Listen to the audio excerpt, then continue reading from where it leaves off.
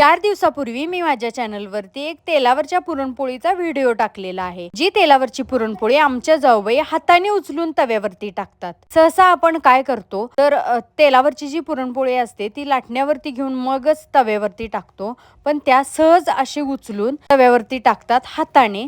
आणि हा जो व्हिडिओ आहे तो व्हायरल सुद्धा खूप झालेला आहे आणि त्याला बऱ्याच अशा कमेंट येत आहेत की तुम्ही गव्हाच्या पिठाची अशी पोळी करून दाखवा।